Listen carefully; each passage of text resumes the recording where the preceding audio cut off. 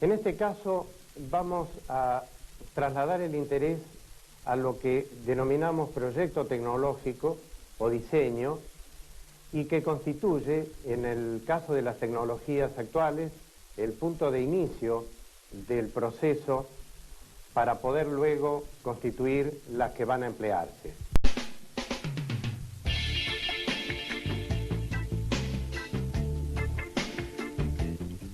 El tema de proyecto tecnológico, o también llamado diseño, tiene su interés que será aquí aclarado a través de una entrevista al ingeniero Tulio Calderón. Es importante este tema por cuanto tradicionalmente se había reconocido a los aspectos técnicos o tecnológicos como centrados en el saber práctico y se delegaba, por otro lado, el plano teórico al estudio de la ciencia. En este caso, lo que vamos a ver son los distintos niveles de acercamiento desde que un proyecto es planteado en forma muy general hasta la llegada concreta a la creación de un prototipo o de la puesta en funcionamiento, por ejemplo, de un proceso, de un procedimiento. Esto es importante por cuanto después de allí tendremos que ver de qué manera trasladamos estos aspectos, que son los más complejos, los más actuales, a las aulas. En el caso que ustedes verán, hemos hecho una entrevista al ingeniero Tulio Calderón. Tulio Calderón tiene un cargo importante en una empresa del Estado, del gobierno de Río Negro, como es el INVAP, una industria a la cual nos vamos a referir después y que produce conocimiento básico de tipo tecnológico que inclusive exporta a otros países, como él mismo nos lo va a explicar.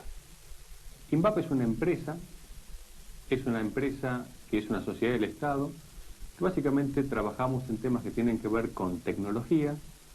Es una empresa fundada específicamente para trabajar en tecnología y es propiedad de la provincia de Río Negro. En INVAP tenemos algunas cosas que son como una fábrica, pero muchas de nuestras actividades tienen que ver con llevar conocimiento que está en curso de generarse a algunos productos que integramos en nuestras facilidades, en nuestros equipos que vendemos. Entonces, como fábrica, producimos cosas que se venden o damos servicios que también se venden. Pero la diferencia es que tenemos capacidades de hacer diseño, cosa que muchas fábricas no la tienen. O sea, diseñamos los productos que luego fabricamos y también tenemos muchas capacidades de probar los productos antes de incorporarlos. Digamos, incorporarlos a una facilidad más larga, digamos, a más largo plazo, o bien de capacitar y entrenar a nuestra gente para temas nuevos, cosas que una fábrica muchas veces no lo hace. Siendo INVAP una empresa, es una empresa y funciona como tal, es decir, no tenemos un presupuesto, digamos, no es una agencia, no es una comisión nacional. Entonces tenemos que trabajar y los proyectos son nuestra única fuente de entrada. Los proyectos que benefician al país, básicamente son aquellos que proponemos productos al país que podrían proponer otras empresas, pero sobre todo aquellos productos que tienen que ver con la exportación de tecnología argentina. El proyecto que hace pocos meses terminamos con Egipto fue el proyecto más grande en plantas llave en mano exportadas de Argentina. Fue un proyecto de $100 millones, así que digamos, eso es directamente una exportación. En particular, en el caso de Egipto, lo que hicimos fue participar de una licitación internacional que hizo Egipto a fines de los 80, donde solicitaron un nuevo reactor experimental. Ellos ya tenían uno de la década del 60 y ahí competimos desde Argentina con los proveedores clásicos de estos bienes, que son los países desarrollados, digamos, que trabajan en energía nuclear. Básicamente Rusia, Estados Unidos, Canadá y Alemania. Entonces nuestra oferta fue mejor técnicamente y fue mejor económicamente. Por eso nos compraban nosotros. Este proyecto en particular era una planta llave en mano con transferencia de tecnología. Es parecido a lo que Argentina compró alguna vez cuando compró, por ejemplo, la central nuclear Atucha 1.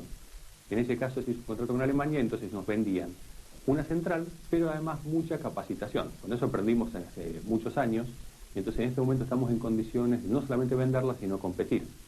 Es decir, lo que se vende acá son un reactor que funciona, el entrenamiento de la gente para operarlo, pero además mucha capacitación de los ingenieros egipcios que vienen y participan con nosotros, con los mismos grupos de diseño, trabajando para diseñar las cosas que luego se fabrican y se ponen en marcha en el país. alguien define qué es lo que tiene que suceder ahí adentro, qué se quiere. A partir del qué se quiere, uno hace la primera fase de ingeniería, que es la ingeniería conceptual. Se definen los conceptos o cómo se va a lograr hacer lo que se necesita de una manera lo más genérica posible, no siendo muy detallista en cómo en detalle se van a hacer las cosas. Luego de la ingeniería conceptual viene una siguiente fase que es de ingeniería básica, donde ya se implementan ciertas soluciones que empiezan a tener cierto uso de tecnologías que están a disposición o no. A partir de ahí suceden una serie de fases que son ingeniería de detalle, ahí aparecen los planos de fabricación, la fabricación en sí, luego los componentes, el armado y luego finalmente los ensayos finales. Entonces, el conocimiento no está condensado en normas, reglas, libros, digamos, eso no se encuentra en los libros. Entonces hay que aprender a hacer, y ese aprender a hacer implica empezar a hacer propuestas, llevarlas a algún terreno de realidad, un prototipo, por ejemplo, o una facilidad de demostración, o hacer algún ensayo en un laboratorio.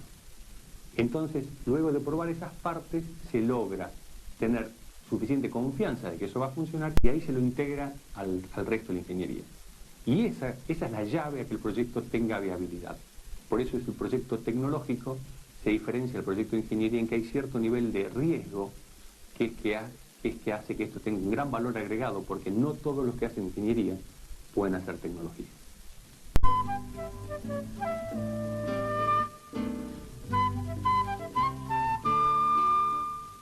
El ingeniero Tulio Calderón nos acaba de explicar con gran claridad los aspectos que supone un proyecto tecnológico. A partir de estas consideraciones es que nosotros podemos extraer contenidos, sugerencias para trasladarlos al aula. Evidentemente no podemos desarrollar estos mismos proyectos con inclusión de nuevos conocimientos tecnológicos de la forma descrita, pero mucho de lo que describió Calderón lo hemos visto a través de distintos trabajos de los chicos en donde realizan pequeños proyectos para llevar adelante. Un aspecto tiene que ver con las distintas fases que nos planteaba Calderón, que tienen su correlato en forma semejante, aproximada, en el trabajo de los chicos. Esto distingue el trabajo de educación tecnológica del que se realizaba tradicionalmente. En esa primera fase conceptual de la que nos habla Calderón, donde se definen las cosas en forma genérica, los alumnos y las personas en general piensan el proyecto que van a realizar en términos funcionales, en términos de qué es lo que habría que hacer y no tanto del cómo.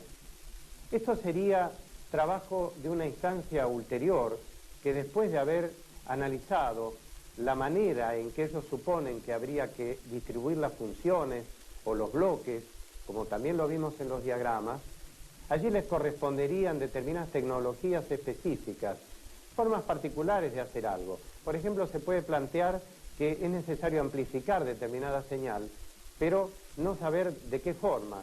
Podría ser a través de una palanca, a través de un dispositivo electrónico. Entonces, de alguna manera esto se repite, y esto es bueno que lo tenga en cuenta el docente desde un punto de vista procedimental, en forma permanente. En segundo lugar, estaría el tipo de actividades concretas que podríamos hacer y que algunas tienen que ver con actividades de análisis como las que vimos y otras de encarar ya diseños completos donde hay una producción de artefactos o de procedimientos.